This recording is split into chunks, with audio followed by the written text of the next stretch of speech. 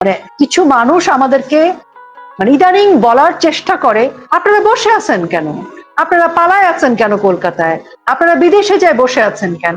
না ভাই, যারা পালিয়ে, এরা কেউ পালায়নি, বিদেশে বসে আছে না বিদেশে দাঁড়িয়ে আছে না কাজ করছে, এই প্রশ্নের জবাবদিহিতা তো সবাইকে করার প্রয়োজন নেই।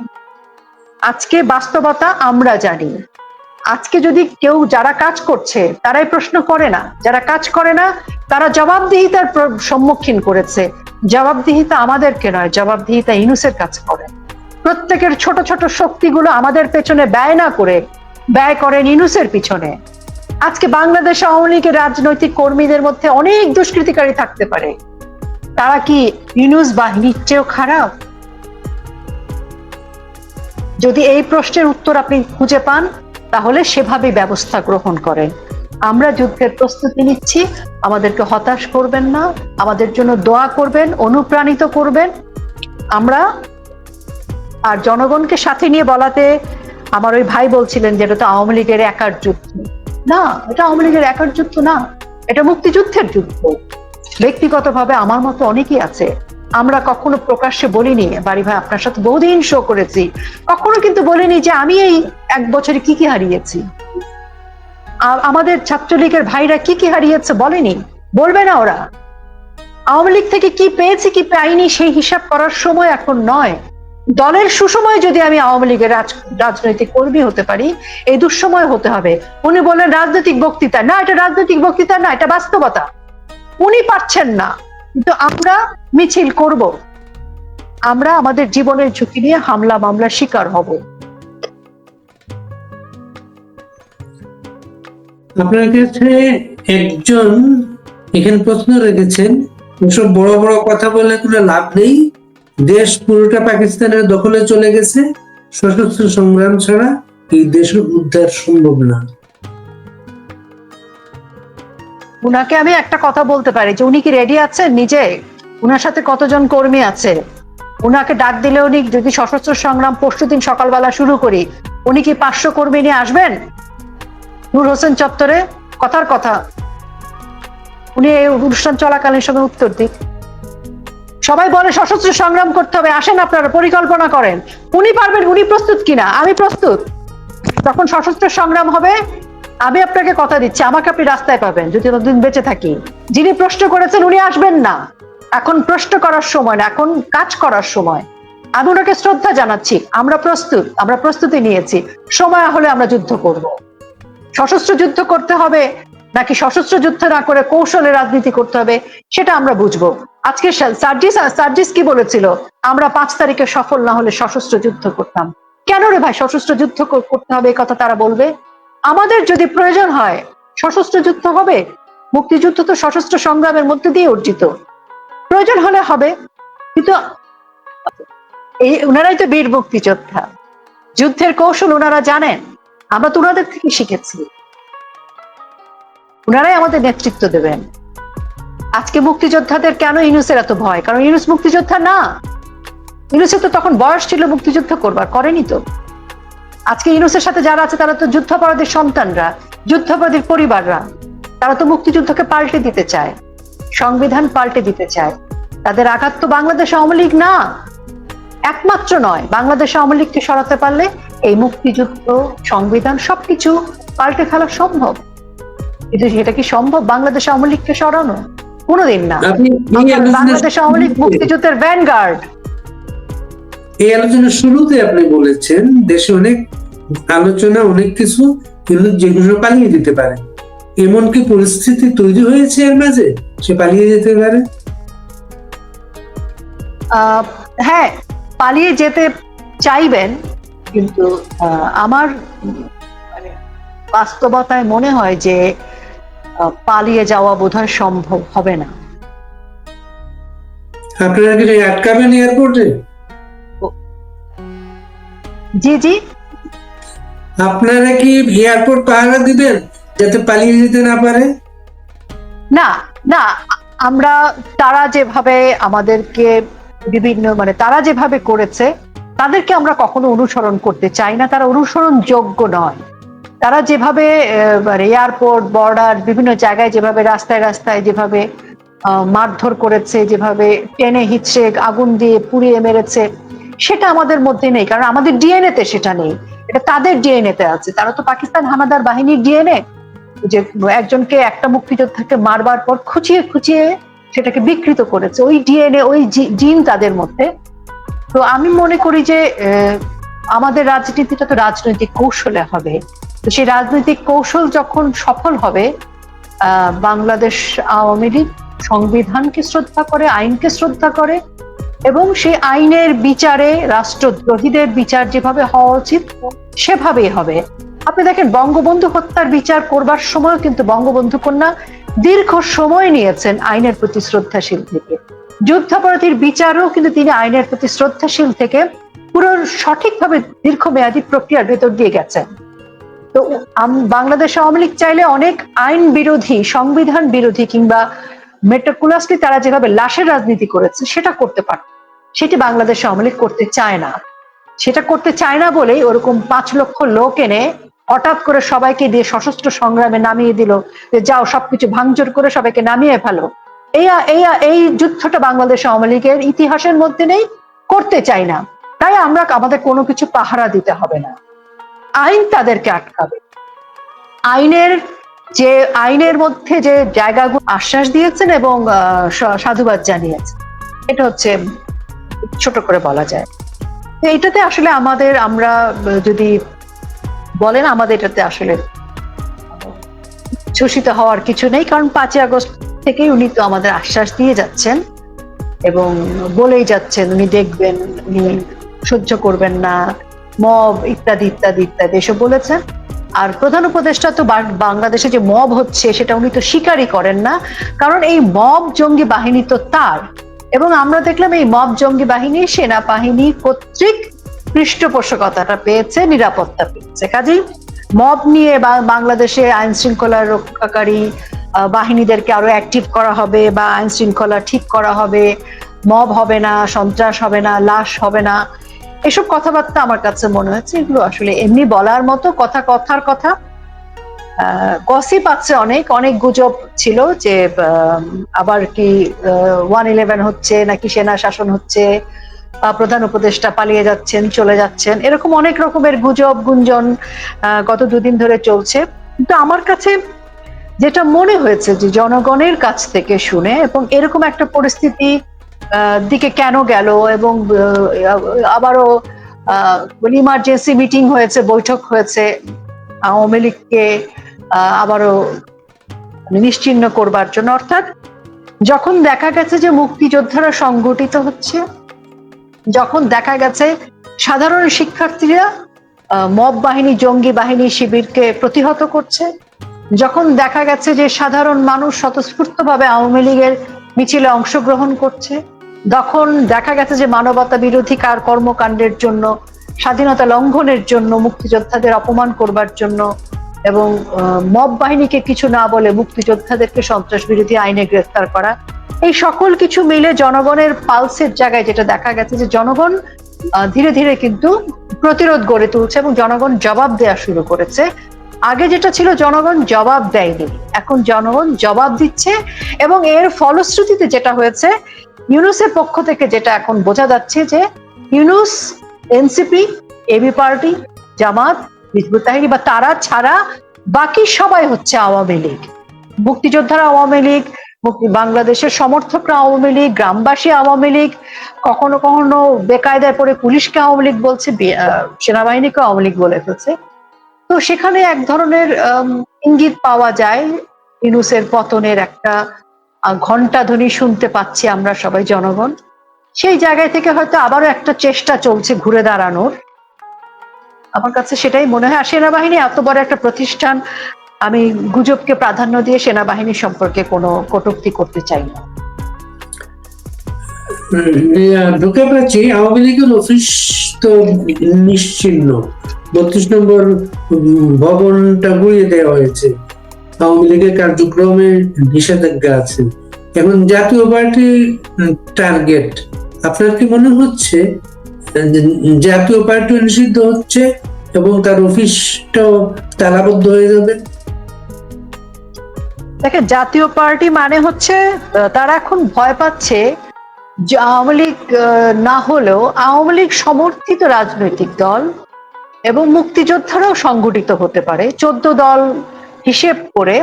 তারা ভাবছে যে যদি এই সবকিছু মিলে একটা আওয়ামী লীগ হয়, কিংবা আওয়ামী লীগ নাই কিন্তু আওয়ামী লীগ সমর্থিত যদি কিছু হয়, তো সেই ভয়টা তাদের আছে। তারা শুধু আওয়ামী লীগকে নিষিদ্ধ করে ভয় কাটছে না তাদের।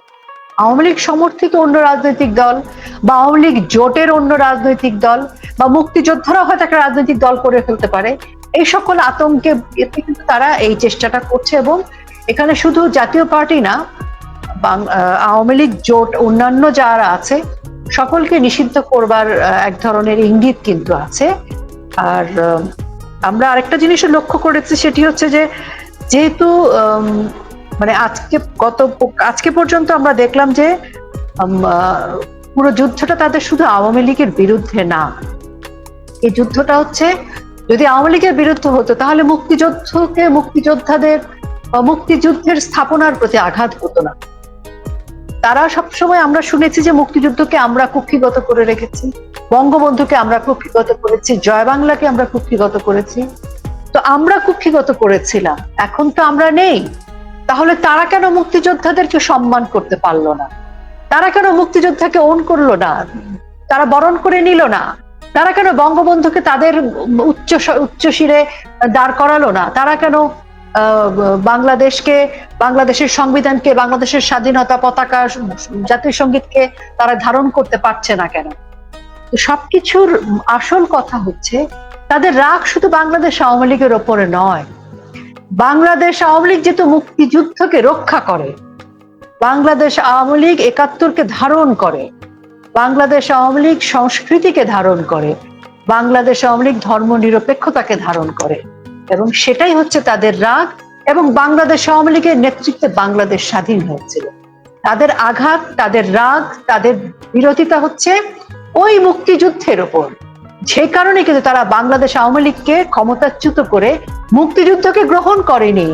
এখন তারা বাংলাদেশ আওয়ামী লীগ যেহেতু একমাত্র গেট কিপার ছিল, রক্ষক ছিল, দারোয়ান ছিল বাংলাদেশ আওয়ামী লীগ, ওই মুক্তিযুদ্ধের ঘরে কাউকে ঢুকতে দেয়নি, মুক্তিযুদ্ধের ইতিহাসকে ধ্বংস করতে দেয়নি।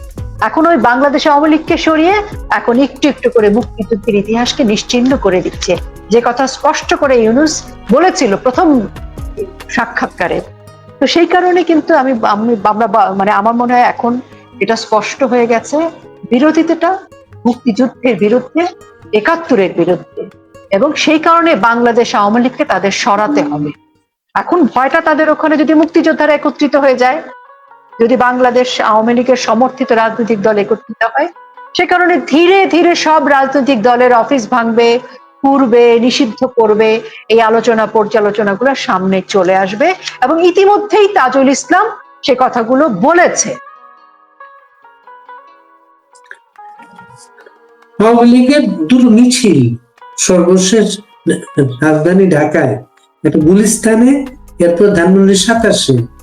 আওয়ামী লীগের গত মাসে ৫ আগস্টের পরে ঢাকায় সম্ভবত সবচেয়ে বড় মিছিলগুলোকে আপনারা কিভাবে দেখেন?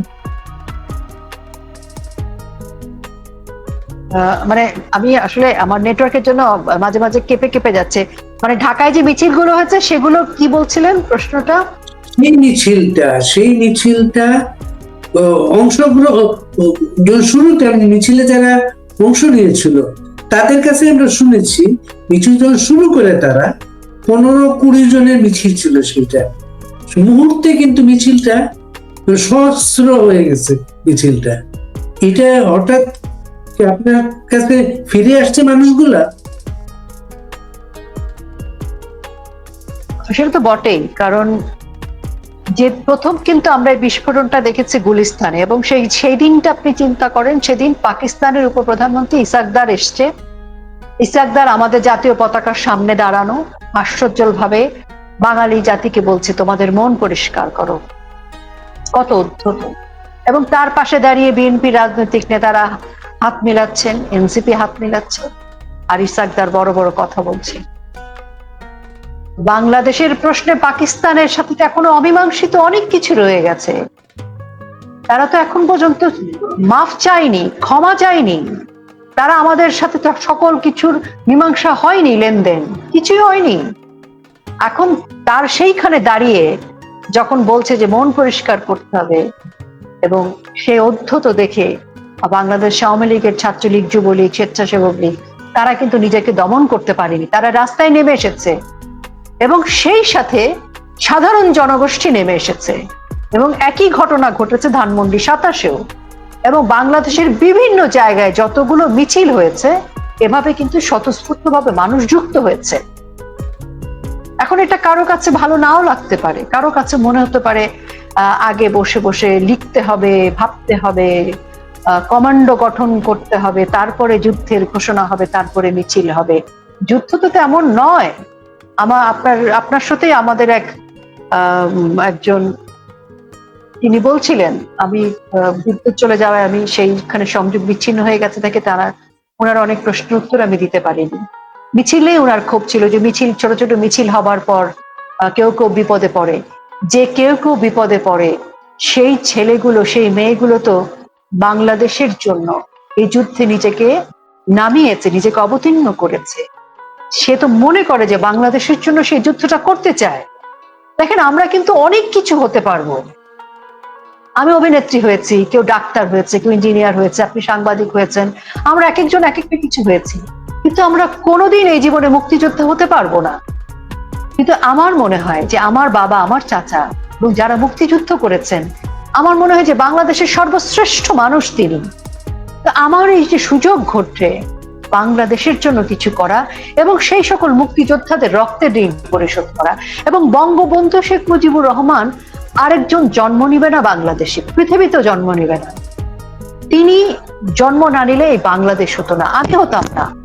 আজকে আমার সুযোগ এসেছে, আমি মনে করি আমি সৌভাগ্যবান যে আমি এই সুযোগটা পেয়েছি এরকম একটা যুদ্ধে যাবার। হ্যাঁ, আমার দুর্ভাগ্য যে বাংলাদেশে মুক্তিযোদ্ধারা অপমানিত হচ্ছে, বাংলাদেশে লাঞ্ছিত হচ্ছে, বাংলাদেশ রক্তাক্ত হচ্ছে, এমন দুঃসময় দেখছি। কিন্তু আমি সৌভাগ্যবান ওই জায়গায় যে আমি এই যুদ্ধটা করবার জন্য প্রস্তুতি নিতে পারছি। এই এই এই ব্রত নিয়েই তো আমাদের ছেলেরা মিছিলে নেমেছে। ওই মিছিলের কোনো মুখ, আপনি অনেক ছাত্রলীগের ছেলেদের নিয়ে অনুষ্ঠান করেছেন, কোন ছেলে কি আপনাকে বলেছে যে আমি মিছিলে গেছি, এটা আমার ভুল হয়েছে, আমি এখনো আওয়ামী লীগের জন্য কাজ করছি, আমার ভুল হয়েছে? এই কথাটি একটি রাজনৈতিক কর্মীও বলবে না বাংলাদেশ আওয়ামী লীগের। সে খেতে পায় না, সে থাকতে পারছে না, তার নিরাপত্তা নেই, সে হামলার শিকার, মামলার শিকার, তার চিকিৎসার খরচ নেই, কিন্তু তারপরও সে যুদ্ধ থেকে নিজেকে সরাবে না। কাজে আমার ওই ভাইটি যে বলেছেন যে অনেক দুর্নীতিবাজ আছে, অমুক আছে, তমুক আছে, উনি বাংলাদেশ আওয়ামী লীগকে ব্যবচ্ছেদ করেছেন। হ্যাঁ, বাংলাদেশ আওয়ামী লীগ কেন? একটা বাড়িতে যদি 5 ভাই বোন থাকে, 5 ভাই বোনের মধ্যে একজন একটু একটু লোভী থাকে, একজনের একটু সমস্যা থাকে, সব মানুষ সমান না। কোটি কোটি মানুষের দল বাংলাদেশ আওয়ামী লীগ। থাকতে পারে দুর্নীতিবাজ, চোর থাকতে পারে, খারাপ লোক থাকতে পারে, থাকতেই পারে, এটাই স্বাভাবিক।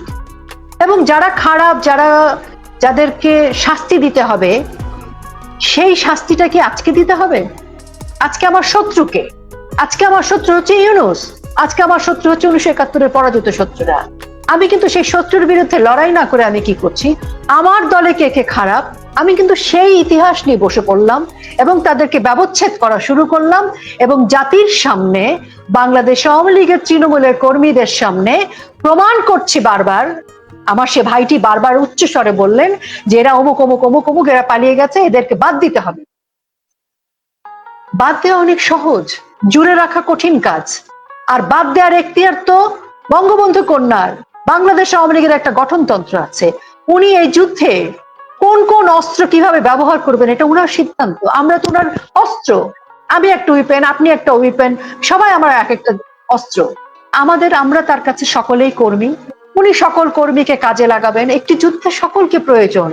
আমরা তো এখন এরকম আছে যারা জুলাই মাসে আমাদেরকে সমর্থন করেনি, আমাদের বিরুদ্ধে দাঁড়িয়েছিল রাজপথে, সেই মানুষটি যখন বঙ্গবন্ধুর পক্ষে কথা বলছে, আওয়ামী লীগের পক্ষে বলছে, বাবা আওয়ামী লীগের পক্ষে বলছে না কিন্তু বাংলাদেশের পক্ষে বলছে, আমরা তো সেই মানুষটিকে বর্জন করছি না। যুদ্ধে সবাইকে প্রয়োজন। বর্জন করার জন্য উনি পরিকল্পনার কথা বলছেন। আমি মনে করি যে উনার হয়তো অনেক ব্যক্তিগত লস হয়েছে, উনি সেটা জানেন, কিন্তু উনি জানেন না আমাদের কি লস হয়েছে। মেজর সাদিক নামে একজনকে গ্রেপ্তার করা হলো এবং বলা হলো যে সে আওয়ামী লীগকে পুনর্বাসনের জন্য বিভিন্ন রকম মিটিং করছে ও কর্মশালা করছে এবং 25,000 লোককে ট্রেনিং দিচ্ছে। আচ্ছা, 25,000 লোককে যদি ট্রেনিং দেয় বাংলাদেশের মাটিতে, যে মাটিতে জয় বাংলা চিন্তা করে, মানে কারো মাথায় জয় বাংলা আছে, সেই মানুষটাও দেশে নিরাপদ না, সেই দেশে শেখ হাসিনার পক্ষে কিংবা সজীব ওয়াজেদ জয়ের পক্ষে জনমত গঠন করা হচ্ছে এবং 25,000 লোককে ধাপে ধাপে ট্রেনিং দেওয়া হয়েছে। তা গোয়েন্দা সংস্থার কাছে ছিল না, রিপোর্ট ছিল না। রিপোর্টটা তখন আসলো যখন গোপালগঞ্জের মতো ঘটনা ঘটলো এবং যেখানে সেনাবাহিনীর ভূমিকা ভীষণভাবে জাতীয় এবং আন্তর্জাতিকভাবে বিতর্কিত হলো। আর রিপোর্টার্স ইউনিটির যে ঘটনাটা, এইটা নিয়ে তেমন একটা মাথা ব্যথা এই সরকারের আছে বলে আমি মনে করি না। কারণ হচ্ছে যে তারা মুক্তিযোদ্ধাদেরকে অপমান করবে, অপদস্থ করবে, মেরে ফেলবে, লাশ গুম করে ফেলবে, পুকুরে নদীতে লাশ ফেলে দিবে, এগুলো সবকিছু 5 আগস্টের পর থেকে হচ্ছে। 5 আগস্টে বঙ্গবন্ধুর ভাস্কর্য ভাঙার ভেতর দিয়ে শুরু, ধানমন্ডি 32 নম্বরে আগুন দেয়া, বেগম রোকেয়ার ভাস্কর্য, শিল্পাচার্য জয়নুল আবেদিনের ভাস্কর্য, এমনকি সেনাবাহিনীর স্থাপনা 7 জন বীর শ্রেষ্ঠের ভাস্কর্যও কিন্তু 5 আগস্টের পরে ভেঙে দেওয়া হলো। আমরা দেখেছি মুক্তিযোদ্ধাদের গলায় জুতার মালা দেওয়া হয়েছে, তাদেরকে ঘর থেকে ডেকে এনে এমন ভাবে অপদস্থ করা হয়েছে যে তারা আত্মহত্যার পথও বেছে নিতে চেয়েছিল। এগুলো আমরা দেখেছি। সুতরাং লতিফ সিদ্দিকী সহ যে মুক্তিযোদ্ধাদের যে একটি মিটিং, সেই মিটিং এ আক্রমণটাকে আমি আলাদাভাবে কিছু দেখছি না। এটাই দেখছি যে তারা মুক্তিযোদ্ধা, মুক্তিযুদ্ধ এবং বাংলাদেশের ইতিহাসটা যে 54 বছরের যে স্বাধীনতা পরবর্তীতে যে বাংলাদেশের ইতিহাস, সেই স্বাধীন বাংলাদেশটাকে আবার তারা ইউটার্ন করিয়ে 25শে মার্চের আগে নিয়ে যাচ্ছে, অর্থাৎ 1971 সালে নিয়ে যাচ্ছে। তার মানে বাংলাদেশে মুক্তিযোদ্ধাদের বয়স কিন্তু প্রায় সকলেরই 70 কিংবা তদূর্ধ্ব, অর্থাৎ 54 বছরের মুক্তিযুদ্ধ, কোনো মুক্তিযোদ্ধা যদি 14 বা 16 বছরে মুক্তিযুদ্ধ অংশগ্রহণ করে থাকে তাহলে তাদের বয়স 70 এবং 70 ঊর্ধ্ব। লতিফ সিদ্দিকীর বয়স 85-র উপরে, 86 বছর বয়স।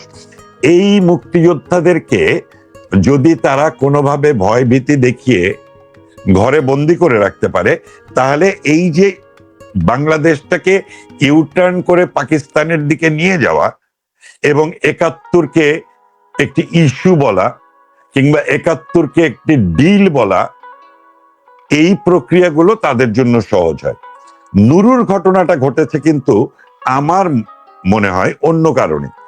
কারণ জাতীয় পার্টিকে নিষিদ্ধ করার একটি প্রক্রিয়ায় বর্তমান সরকার আছে, কারণ তারা জানে যে আওয়ামী লীগের যে 35 থেকে 40% ভোট যদি আওয়ামী লীগ নির্বাচন করতে না পারে, এবং যদি নির্বাচন হয় এবং নির্বাচন করতে না পারে, তাহলে এই ভোটগুলো কারা পাবে?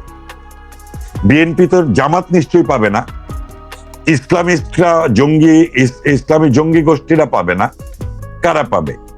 বিএনপিও পাবে না।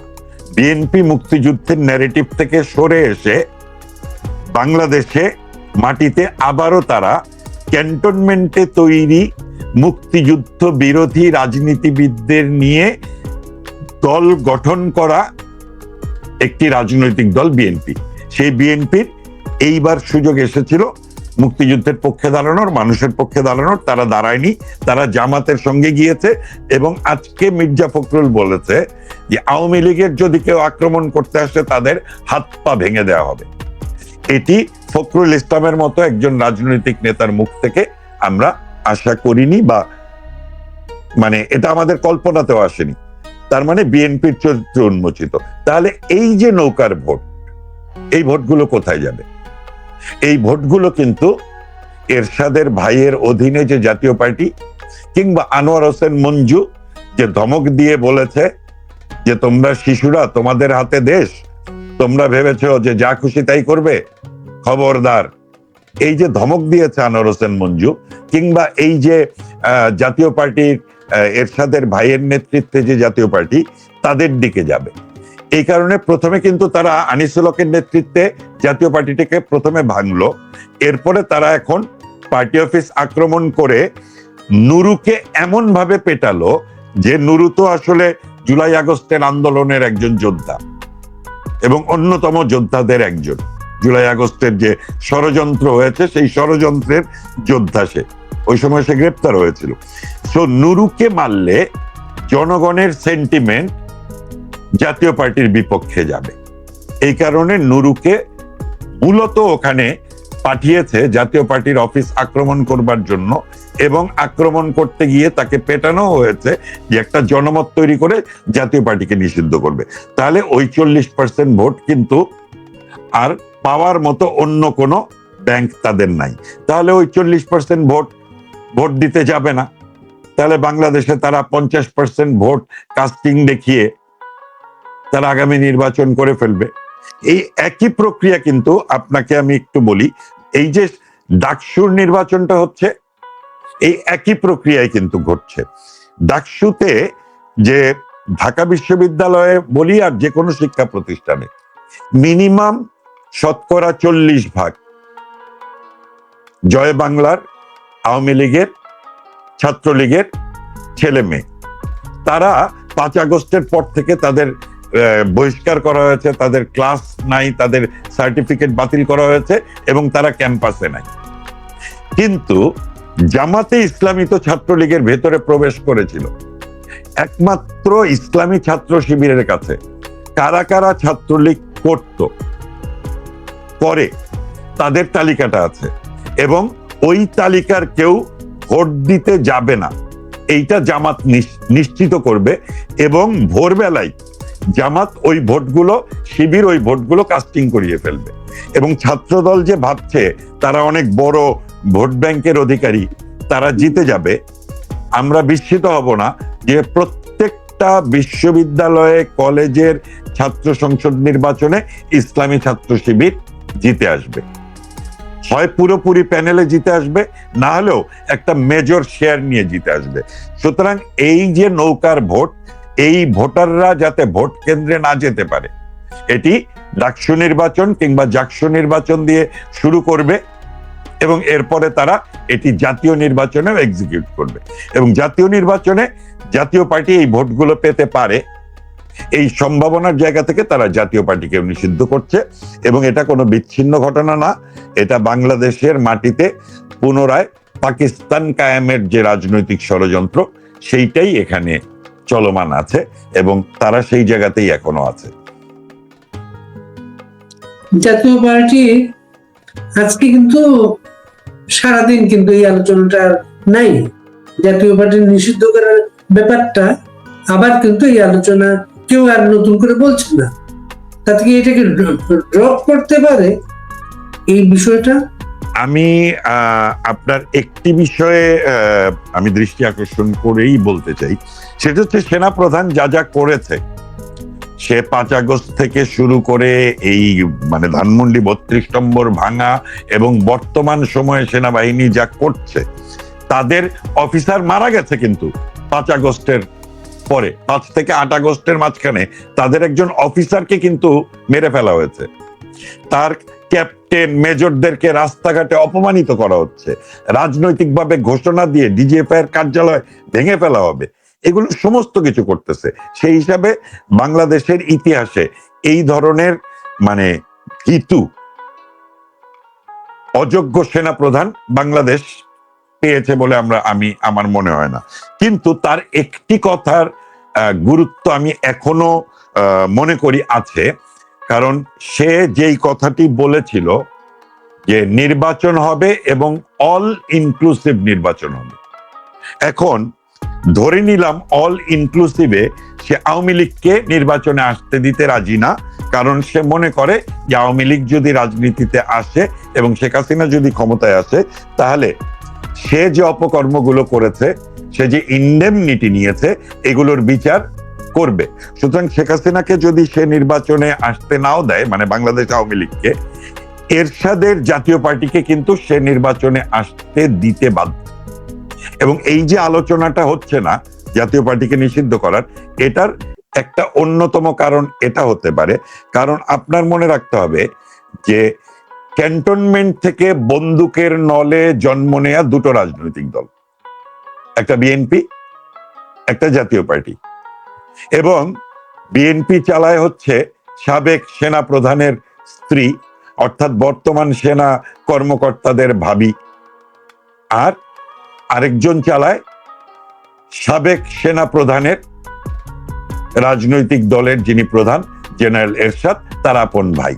সুতরাং বিএনপি এবং জাতীয় পার্টি যদি আপনি আর্মি ব্যাকড রাজনৈতিক দল হিসেবে ধরেন, তাহলে বর্তমানে কেন ভবিষ্যতেও যারা নাকি সেনাবাহিনীতে থাকবে তারা তাদের ক্যান্টনমেন্ট থেকে জন্ম নেওয়া দুটো রাজনৈতিক দলকে তারা সমান সুযোগ দিবে। এবং সেই জায়গা থেকে এটি হতেই পারে যে জাতীয় পার্টিকে নিষিদ্ধের সব রকম চাপ হয়তো ছোট ছোট এই শিশু রাজনৈতিক দল, জামাত কিংবা ইসলামিস্টরা দিবে, কিন্তু সেটি বাস্তবায়ন করতে পারবে না, কারণ সেনাবাহিনীতে জাতীয় পার্টির পক্ষেও অনেক সেনা কর্মকর্তা জওয়ানরা আছে। এটি অন্যতম কারণ বলে আমি মনে করি। ডাকসু নির্বাচনে যদি শিবির পাশ করে আসে, আপনার অপরাজয় বাংলায় থাকবে না ওখানে তাকে হিজাব পরানো হবে? আমি যখন বিশ্ববিদ্যালয়ের ছাত্র, আপনি আমাকে তখন থেকে চেনেন, 88 সালে আমি ভর্তি হই এবং 89 সালের ফেব্রুয়ারিতে প্রথম ডাকসু নির্বাচন হয়, যেখানে সুলতান মোহাম্মদ মনসুর আহমেদ ভিপি এবং ডাক্তার মোশতাক জিএস হয়েছিল। তো সুলতান মোশতাক প্যানেলের নির্বাচন আমরা করতে শুরু করলাম সকালবেলা।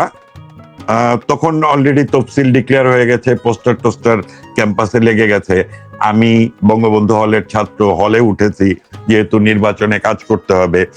তো ওই দিন সকালবেলা আমার ক্লাস শুরু হবে 8টায়, হ্যাঁ 8:15 ক্লাস শুরু হবে। 7:30টার দিকে মধুর ক্যান্টিনে চলে এসেছি নাস্তা করে ক্লাসে যাব। তো ওই সময় মনে আছে আমরা বোধহয় 7 জনের মতো ওখানে অলরেডি পৌঁছেছি, কারণ অত ভোরবেলা ছাত্র নেতারা কেউ আসে না। ছাত্র নেতারা মধুর ক্যান্টিনে আসতো 9টা 10টা এরকম সময়। আমরা এসেছি যে ক্লাসে যাওয়ার আগে নাস্তাটা মধুর ক্যান্টিন থেকে করে ক্লাসে যাব, কলা ভবনে যেহেতু আমার ডিপার্টমেন্ট ছিল। হঠাৎ করে খবর আসলো যে শিবিরের ছেলেরা অপরাজয় বাংলার ওখানে মিছিল শুরু করেছে। আপনি বিশ্বাস করবেন না, আমরা 7 জন, এই 7 জন দৌড়ে যেতে যেতে মধুর ক্যান্টিন থেকে ডাকসু ভবনের পাশ দিয়ে অপরাজয় বাংলার ওইখানে যাওয়ার পথে ছোট ছোট যে গাছ, ওই গাছের ডাল ছিঁড়ে নিয়ে আমরা দৌড়ালাম। এবং ওই 7 জন শিবিরের কয়েকশো ছেলে মিছিল করা শুরু করেছিল, তাদেরকে ধাওয়া দিয়ে ক্যাম্পাস থেকে বের করে সোহরাওয়ার্দী উদ্যান দিয়ে একদম ইঞ্জিনিয়ার্স ইনস্টিটিউটের ওই গেট দিয়ে বের করে দিয়ে আসছিল। এই যে আমাদের সাহসটা ছিল, এই সাহসটা ছিল এবং শিবির যে ভীত ছিল, এর কারণ হচ্ছে ঢাকা বিশ্ববিদ্যালয়ে শান্তি রক্ষা কমিটি বা এরকম একটা পরিষদ ছিল, যেখানে সিদ্ধান্ত ছিল যে ইসলামী ছাত্র শিবির ঢাকা বিশ্ববিদ্যালয়ে রাজনীতি করতে পারবে না। এবং ইসলামী ছাত্র শিবির ঢাকা বিশ্ববিদ্যালয়ের মাটিতে প্রথম উন্মুক্ত মিছিল করলো কিন্তু গত 5 আগস্টে। সুতরাং তারা যদি ডাকসু নির্বাচনে নির্বাচিত হয়, তাহলে তারা কি কি করতে পারে এটি আসলে আমরা কেউ এখন স্বপ্নেও কল্পনা করতে পারতেছি না। আমরা আসলে কল্পনা করতে পারি না। অপরাজয় বাংলাকে বোরখা পরিয়ে দিতে পারে, রাজু ভাস্কর্যকে হিজাব পরিয়ে দিতে পারে, এগুলো ঘটতেই পারে। কিংবা রাতের আধারে দুর্বৃত্তরা এসে ভেঙে গিয়েছে বলে এটাকে গুড়িয়েও দিতে পারে। যেই প্রক্রিয়াতে জামাত ইতিহাস মুছে ফেলতে চায়, যেই জায়গাতে দাঁড়িয়ে জামাত নেতারা বলে যে আপনারা ঘুরে ফিরে 54 বছর আগে চলে যাচ্ছেন, অর্থাৎ বাংলাদেশের শিকড়কে তারা অস্বীকার করে, সেই জামাতে ইসলামী ঢাকা বিশ্ববিদ্যালয়ে কি করতে পারবে আর কি করতে পারবে না, এটি আমরা এখন ভাবতে পারি না। আমরা পরাজিত হয়েছি 5 আগস্টে। 5 আগস্টে বাংলাদেশ পরাজিত হয়েছে, 5 আগস্টে মুক্তিযুদ্ধ পরাজিত হয়েছে, 5 আগস্টে বঙ্গবন্ধুর চেতনা পরাজিত হয়েছে। এখন এই সব কিছুকে গুছিয়ে বিজয়ের সংগ্রামে নামার জন্য আমাদেরকে একেবারেই আক্ষরিক অর্থে মুক্তিযুদ্ধের মতোই যুদ্ধের প্রস্তুতি নিতে হবে। এই কথাটা আপনার আয়োজনে, আপনার এই কি বলে ফজলুল বাড়ির খবর অনুষ্ঠানে আমি এর আগেও বলেছি, আজকেও বলছি, এবং আমি আমার ছাত্র রাজনীতির অভিজ্ঞতার জায়গা থেকে আমি আপনাকে যা বলছি তা আপনি ভবিষ্যতে মিলিয়ে দেখতে পারবেন। এবং যখন যুদ্ধ হবে, যুদ্ধ শুরু হবে, তখন নিশ্চিতভাবে আমি ওই যুদ্ধে একজন যোদ্ধা হিসেবে অংশগ্রহণ করব। তখন আপনার এই চ্যানেলে তখন কথা বলার মতো সুযোগ বা সময় থাকবে কিনা জানি না, কিন্তু আজকে যা বলে রাখছি, আপনি সময়ের সাথে সাথে আপনি এর আক্ষরিক অর্থে প্রত্যেকটি ঘটনার প্রমাণ আপনি পাবেন। এবং আমি এইটুকুও নিশ্চিত করে বলতে পারি যে বাংলাদেশ 5 আগস্টে পরাজিত হয়েছে, সেই বাংলাদেশটা খুব দ্রুত বিজয়ী হবে। কারণ তারেক জিয়ার পাপের কারণে 21শে আগস্ট এবং ওই যে 10 ট্রাক অস্ত্র মামলা, এই পাপের সঙ্গে সে জড়িত বলে বিএনপি রাজনৈতিক দল হিসেবে মুক্তিযুদ্ধের পক্ষের রাজনৈতিক দল থাকতে পারল না। পাকিস্তানের সাথেই তাদেরকে যেতে হচ্ছে। তারা কোনোভাবেই আমাদের বন্ধু রাষ্ট্র যারা আমাদের মুক্তিযুদ্ধে সহায়তা করেছিল তাদের সঙ্গে কোনো রাজনৈতিক যোগাযোগ তো রাখতেই ব্যর্থ হলো, বরং বন্ধুত্বের জায়গাগুলোকেও নষ্ট করলো। আর শেখ হাসিনা বেঁচে আছে, এই বেঁচে থাকাটা খুব গুরুত্বপূর্ণ ছিল। যদি 5 আগস্টে 15 আগস্টের মতো কোনো ঘটনা ঘটতো 1975-এর মতো, তাহলে আওয়ামী লীগ তো 6 বছরের মাথায় রাজনীতিতে ফিরে এসেছিল। 75-এর পরে 81 সালেই শেখ হাসিনার নেতৃত্বে আওয়ামী লীগ কিন্তু ফিরে আসে, এবং 87-এর নির্বাচনে কিন্তু 37% ভোট পেয়েছিল আওয়ামী লীগ। তার মানে আওয়ামী লীগের ভোট ব্যাংক যেটা 70-এর নির্বাচন থেকে ছিল, সেই ভোট ব্যাংকটাকে শেখ হাসিনা কাজে লাগিয়েছে, জনগণকে সম্পৃক্ত করেছে। তারপরে 96-তে ক্ষমতায় এসেছে, 2001-এ ষড়যন্ত্র মোকাবেলা করে নির্বাচনে জয়ী হতে পারে নাই, 2004-এ তাকে হত্যা করার চেষ্টা করা হয়েছে, তিনি বেঁচে গেছেন। ঠিক একইভাবে এই যে 5 আগস্ট উনি বেঁচে গেলেন, তার হাত ধরেই বাংলাদেশটা আবার মুক্তিযুদ্ধের বাংলাদেশে ফেরত আসবে। এবং ওনার সাহস সম্পর্কে যাদের বিন্দুমাত্র শঙ্কা আছে তাদেরকে শুধু বলি যে শেখ হাসিনাকে কোনো ভয় দেখিয়ে আটকে রাখার ক্ষমতা কারো নেই। পৃথিবীর বুকে যুগে যুগে এরকম রাজনীতিবিদ খুব কম আসে। অনেকে বলে মাওলানা ভাসানীর কথা, তিনি মুক্তিযুদ্ধের একজন নেতা ছিলেন। অনেকে শেরে বাংলা একে ফজলুল হকের কথা বলে, অনেকে তাজউদ্দিনের কথা বলে, বঙ্গবন্ধুর পাশাপাশি এদের নাম উচ্চারণ করতে চায়।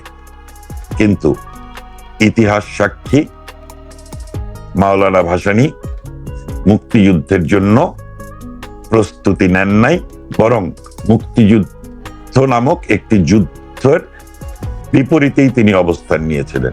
আমরা আজকে আসম আব্দুর রবের কথার মাধ্যমে কিন্তু জানতে পারি, কারণ তারাই গিয়েছিল মাওলানা ভাসানীর কাছে। মাওলানা ভাসানী অস্বীকার করেছিল, এবং একমাত্র বঙ্গবন্ধু তার নেতৃত্বে এই বাংলাদেশটা ঘুরে দাঁড়িয়েছিল, স্বাধীন হয়েছিল। আর বঙ্গবন্ধু কন্যার হাত ধরেই এই বাংলাদেশটা আবার ফিরে আসবে।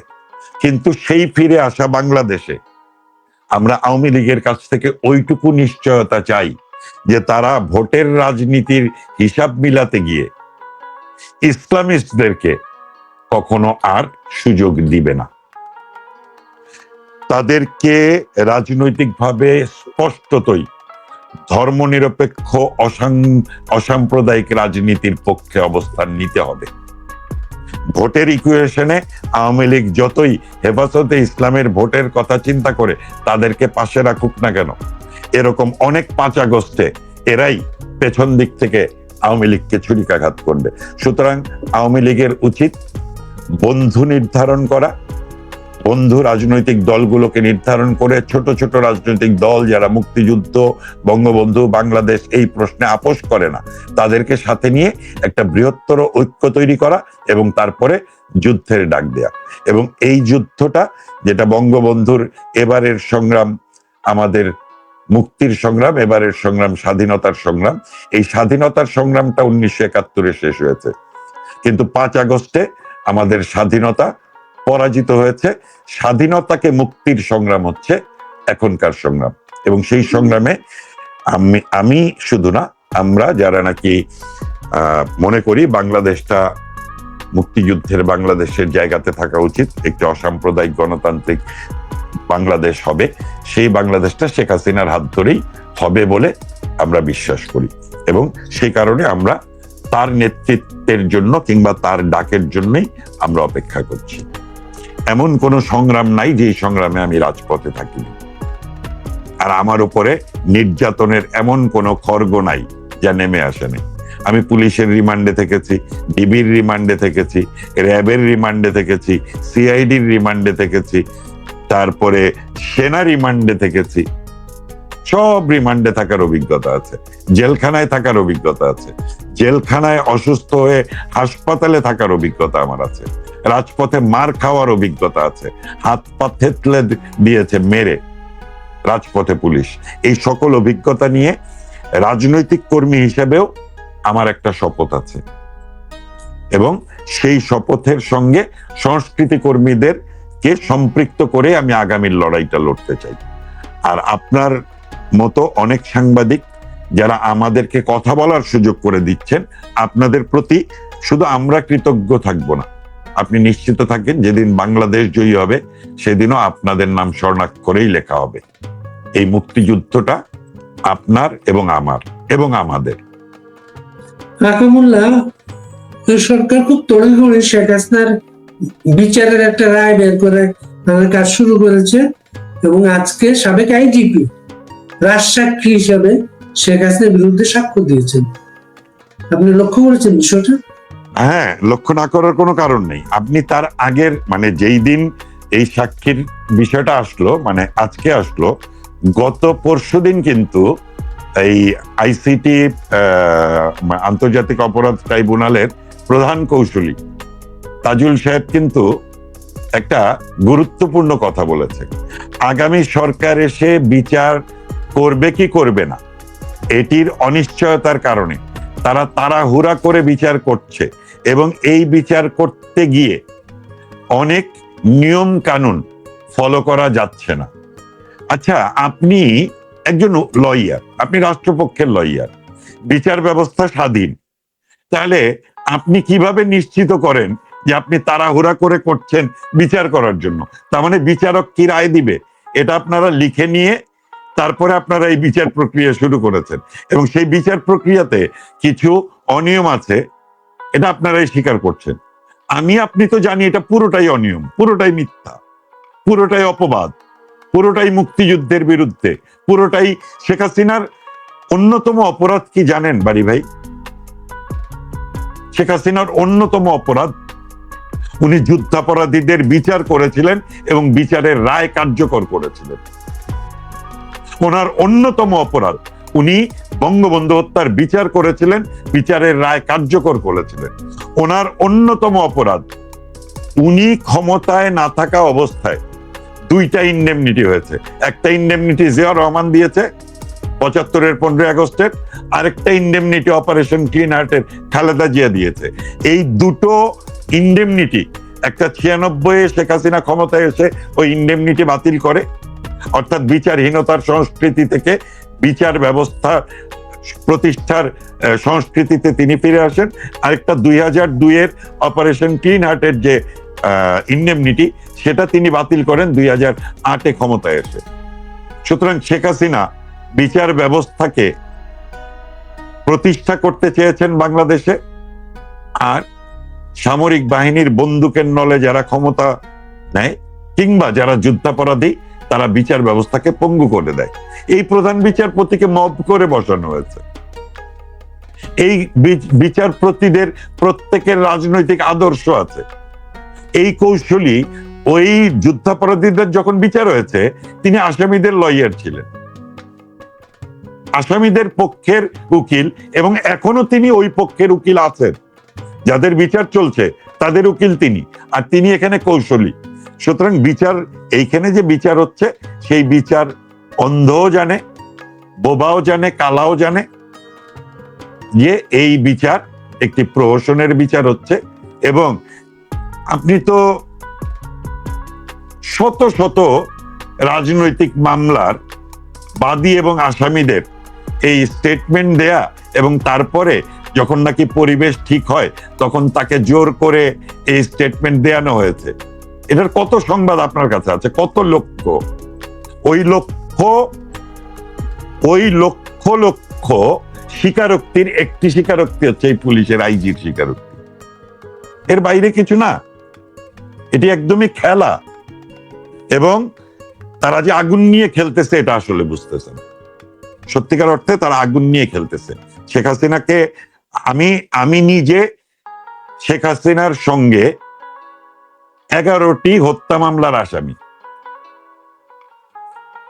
জননেত্রী শেখ হাসিনার নামে মামলা হয়েছে 300-র অধিক, তার মধ্যে আমি একজন সংস্কৃতি কর্মী, এবং 2019-এর পর থেকে আওয়ামী লীগের কোনো উপকমিটিতেও আমি নাই।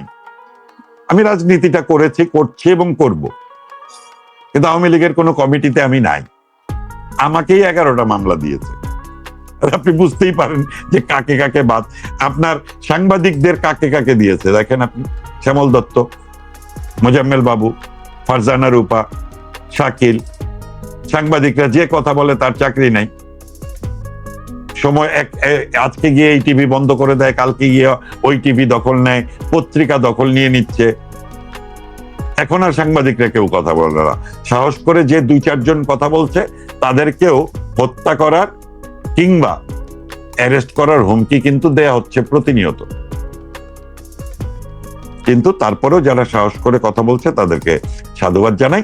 এই পুরো বিচারিক প্রক্রিয়াটা একদমই প্রহসনের বিচারিক প্রক্রিয়া। এবং ডক্টর ইউনূস তো প্রথমেই তো বাংলাদেশের সংবিধান ভঙ্গ করে, সংবিধান ধরে শপথ নিয়ে তিনি প্রধান উপদেষ্টা হয়েছেন। কোন সাজাপ্রাপ্ত আসামি সাজা মওকুফ হওয়ার আগে, সাজা বাতিল হওয়ার আগে সে তো মন্ত্রী হতে পারবে না, সে তো নির্বাচন করতে পারবে না। একে অনির্বাচিত, তারপরে সংবিধান ভঙ্গ করে, আইন ভঙ্গ করে আপনি হলেন। হওয়ার পরে সব মামলা বাতিল করলেন, আপনার সমস্ত সুদ মওকুফ করলেন, আপনি একটা ইউনিভার্সিটি নিলেন, একটা আদম ব্যবসার লাইসেন্স নিলেন, একটা ব্যাংক তো আপনার ছিলই, এরপরে আপনি ডিজিটাল পে মানে একটা ডিজিটাল ব্যাংক নিলেন। সব টপ নিয়ে এখন আপনি শেখ হাসিনার বিচার করতে বসছেন। করেন ভাই, কয়দিন? আপনাকেও জনগণের কাঠগড়ায় কিন্তু দাঁড়াতে হবে। ইউনূস সাহেব ক্ষমা পাবে না, এবং ইউনূসকে যারা সহযোগিতা করছে তারা পৃথিবীর কোথাও গিয়ে নিরাপদে থাকতে পারবে না। বাংলাদেশ আওয়ামী লীগ সম্পর্কে আপনাকে শুধু এইটুকু বলতে পারি, 75 বছরের পুরনো একটি রাজনৈতিক দল, এবং বাংলাদেশের একমাত্র রাজনৈতিক দল, পৃথিবীর একমাত্র রাজনৈতিক দল যার পৃথিবীর প্রত্যেকটা কর্নারে, প্রত্যেকটা দেশে একটি করে বাংলাদেশ আওয়ামী লীগের শাখা আছে। নিউ ইয়র্কের মাহফুজের উপদেষ্টা Mahfuz master mind, doctor Yunus সেই নিউ ইয়র্কেই তো তাকে মাস্টার মাইন্ড হিসেবে পরিচয় করিয়ে দিয়ে গিয়েছে 1 বছর আগে। আর 1 বছরের মাথায় কিন্তু ওই মাস্টার মাইন্ড ধাওয়া খেয়েছে, এবং এই ধাওয়া কিন্তু চলমান থাকবে।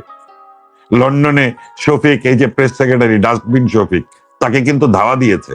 এই ধাওয়া কিন্তু চলমান থাকবে। বাংলাদেশের মাটিতে তো তারা থাকতেই পারবে না, পৃথিবীর কোথাও গিয়ে এই ষড়যন্ত্রকারীরা আর নিরাপদে থাকতে পারবে না।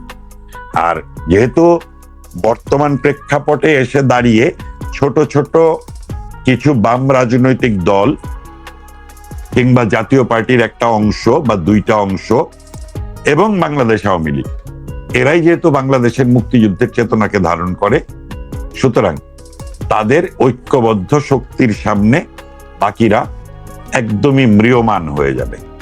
লড়াইটা কঠিন হবে, কিন্তু ওই শক্তি থাকবে না, থাকতে পারে না। কারণ বাংলাদেশের আপনি যতই ভোটের রাজনীতির কথা বলেন, যতই আপনি আওয়ামী লীগকে নির্বাচনে আসতে না দেন, যতই আপনি মুক্তিযুদ্ধের বিরুদ্ধে যাবার চেষ্টা করেন, পাকিস্তানের কাছে ফিরে যাবার চেষ্টা করেন, বাংলাদেশের 90% মানুষ কিন্তু মুক্তিযুদ্ধ প্রশ্নে আপোষহীন। তারা আর যাই করুক, মুক্তিযুদ্ধকে তারা বিক্রি হতে দিবে না।